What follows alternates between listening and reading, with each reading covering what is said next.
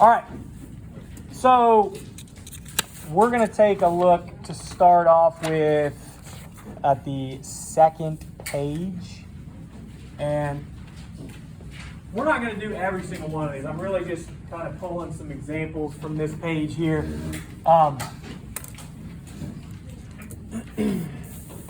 But is everybody good with writing an abbreviated configuration and just writing electron configurations in general?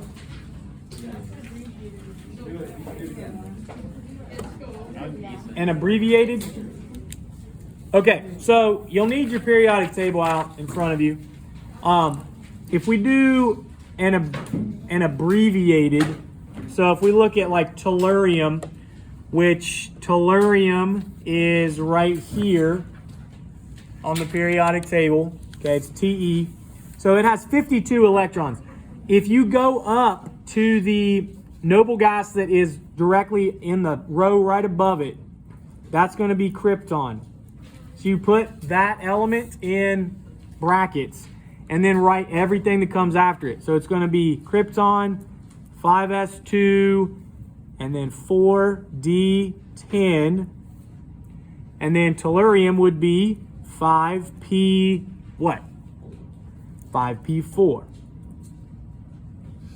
Because it's the fourth one over in the p section. Yeah, Damien. So you really only have to look at the last one. Just give you the row, where. I mean, technically, you could figure out that this was tellurium by looking at 5p4, but as far as like the process, like to do it correctly, that is the whole thing, is what you would have. Okay, so we good with that? Anybody need another example? Okay. So, like if we go down through 11 through 15, what element is this ending in 3p4? Strontium? Sulfur. Oh, I looked at the wrong one. I was looking at the next one. That's selenium. S is going to be sulfur. Your guys' periodic tables have the names on them, right? Yeah. Okay. Number 12, 5s1. What's that going to be? Rubidium. Oh, is it the one that it lands on? Oh, okay. Yeah, it's going to be the one that it ends on. All right, number 13, ending with 5p3. Antimony.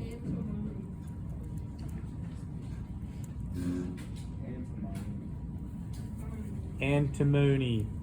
All right, and then number 14, ending in 5d6. Iron? Yeah. That, it'd be osmium. Well, I'm just dumb. Osmium.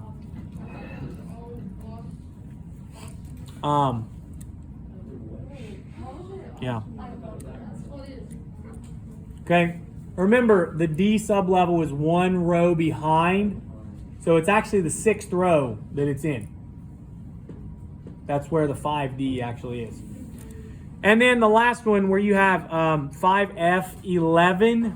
This ought to be interesting. 1, 2, 3, 4, 5, 6, 7, 8. Yeah, it is. I'm not going to spell that one out. Yeah, it should be Einsteinium. But again, that one's probably going to depend on which periodic table you're actually looking at. Wait, these two are two behind, right? Yes. Okay. So the bottom row actually is the 5F. All right. Number 16, we are going to determine whether or not these electron configurations are valid or not. So if you just look through, just tell me if you see anything wrong with this. So this is 1s2, 2s2, 2p6, 3s2, 3p6, 4s2, 4d10, 4p5. Alexa. Yes. So this should be the 3D. Okay? Instead of the 4D. Should be the 3D. Which Well, it's just the rule that D sublevel is one behind.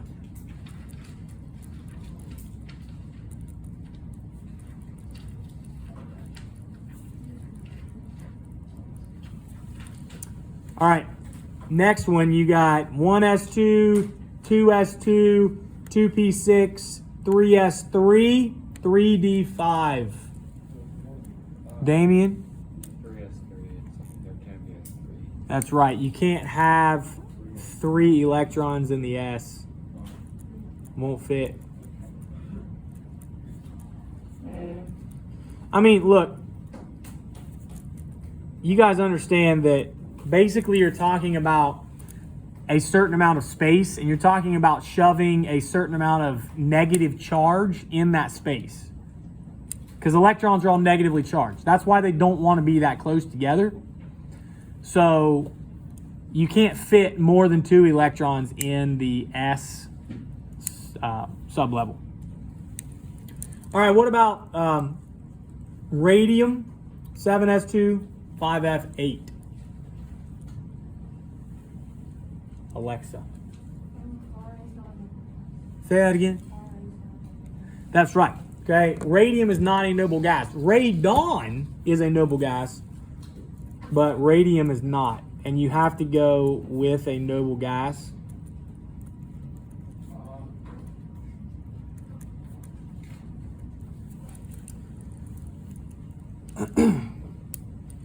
All right, number 19, you got krypton, 5s2, 4d10, 5p5. Is there anything wrong with that?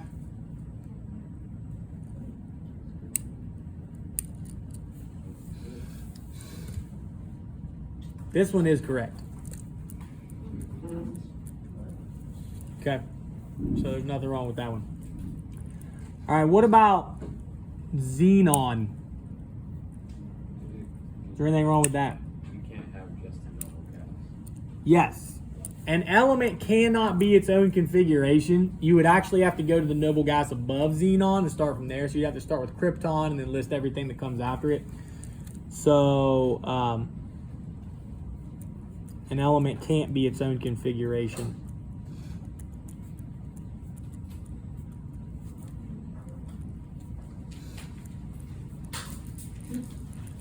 Yeah, these questions are going to be like this on the test. You won't have ones like, you will have some with electron configurations and abbreviated. I'm not going to give you these, but I mean, it is good practice. All right, go ahead and flip the page. We're actually going to learn something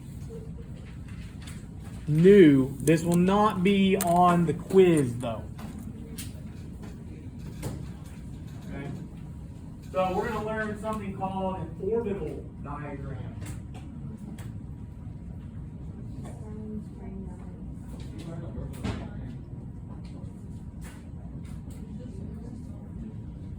All right. Now, an orbital diagram essentially is a visual representation of an electron configuration. Okay? So, know that it's not really any different than an electron configuration. It just shows basically a visual representation of it. So if you look up here, like this is your electron configuration right here. This is the orbital diagram for it. 1s2, 2s2, 2p6, or sorry, 2p4, I guess, for oxygen. So what this does, it uses arrows to represent electrons. The one thing that you need to know, there are 2 electrons that can fit in every orbital. So one of these lines right here represents an orbital, and you can fit 2 electrons, but again, you don't have to fit 2 electrons. Like some of them just have 1, okay, if you don't have that many electrons. When you show the 2 arrows and they're in the same orbital, one arrow has to go up, the other one has to go down, because the rule essentially says that if you have 2 electrons that are going to be in the same orbital, they have to be spinning in different directions. Okay? So, here we go. All right. With boron, Okay, and they're all going to start out the same way. How many electrons does boron have? 5. So what we're going to do, we're going to start off with 1s. How many electrons are going to be in the 1s? 2. So we're going to show 2 arrows, 1 up and 1 down. And then what comes after 2s? Or, never mind. What comes after 1s? 2s. And how many electrons? There's going to be 2. And then what comes after 2s? 2p. All right. And how many electrons do you have left? Just 1. And it's going to go right there. Because remember, the p sublevel has 3 orbitals. You guys remember that? Yeah. It can fit 6 electrons, but that's because every orbital can hold 2. So it has 3 orbitals. D sublevel has 5, F sublevel has 7, so that means they can hold 10 and 14. Okay, like I said, this is a visual representation. So if we were writing this as an electron configuration, it would be 1s2, 2s2, 2p, what? 1. And what would your dot diagram look like? How many dots? How many? How many are in its outer energy level? 3. 3. How are you supposed to figure that out again? I'm sorry. Well, you can look at what group it is on the periodic table. Like this is 1, 2, 3.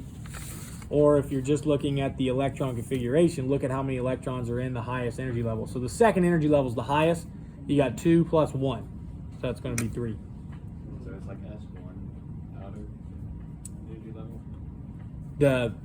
The second energy level, the 2, that is the outermost energy level. Within that energy level, you have the S and P sublevels. And you combine those together to get the total numbers of valence electrons. All right, let's look at silicon. So silicon, again, you're going to start off the same way. These things are very repetitive. So look, I'm not going to do like this entire page here, but I'm going to give you enough so that you know. So you got 1s, you got 2s, and then you got your 2p. And sometimes you may see these as actual boxes instead of just lines. So you may see people draw them like this. I mean, this is the same thing. And then what comes after the 2p? 3S. 3s. Just put your little arrows in there. And then what comes after the 3s? 3p. And then how many electrons do you have? 2. Now, here's the thing, and I think I've said this before, but it hasn't really made a big difference until now. Electrons don't want to be near each other because they're negative. So there's a certain amount of space, and if they have to be near each other because there's not enough space for all of them to like spread way out, they will, but you got 3 orbitals, so you got 2 electrons, therefore each electron wants to have its own orbital. So you don't actually start pairing them up until there are more than 3. Okay? So this would be your 3p, and 2 electrons would go 1 in each of those first 2 orbitals. And then your electron configuration would be 1s2, 2s2,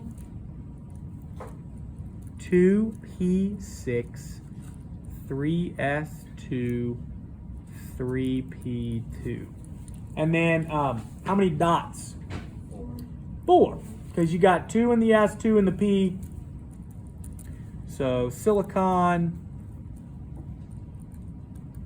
is going to have 4 dots. All right, everybody with me? Anybody not with me? Some of you guys are looking a little glazed over. Everybody good? Okay. You want to do one or two more? Some people are yes, some people are no. All right, let's at least do one more here.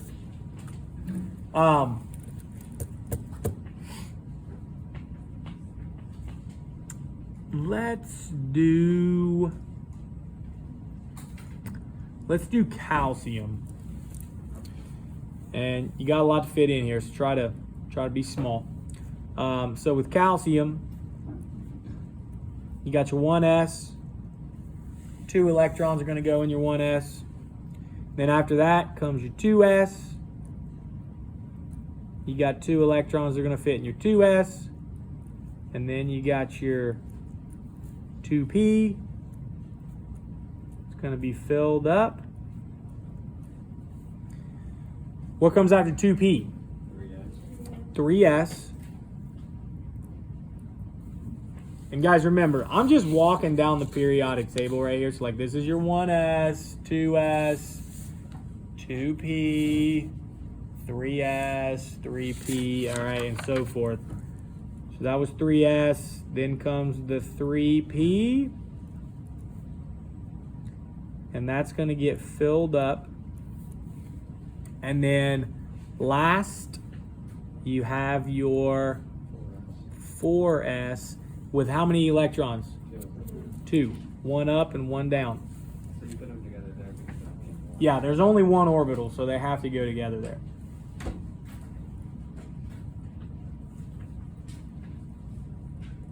All right, so your electron configuration is going to be 1s2, 2s2, 2p6, 3s2, 3p6, 4s2.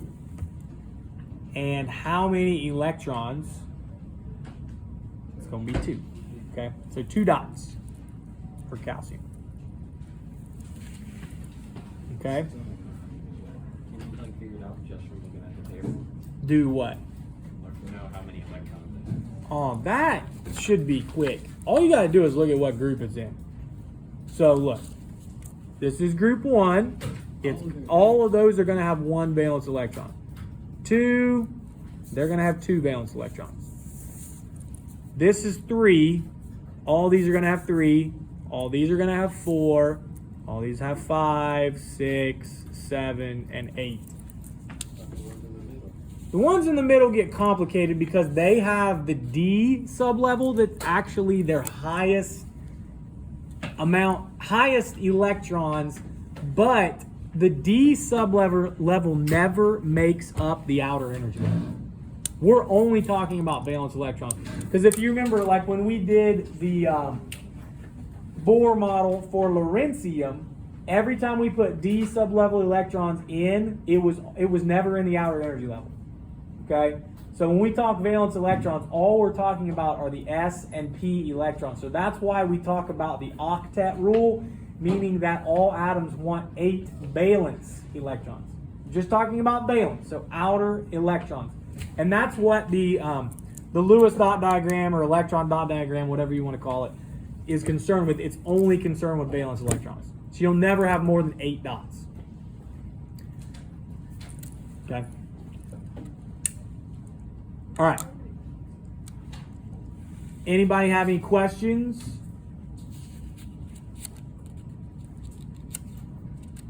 Okay.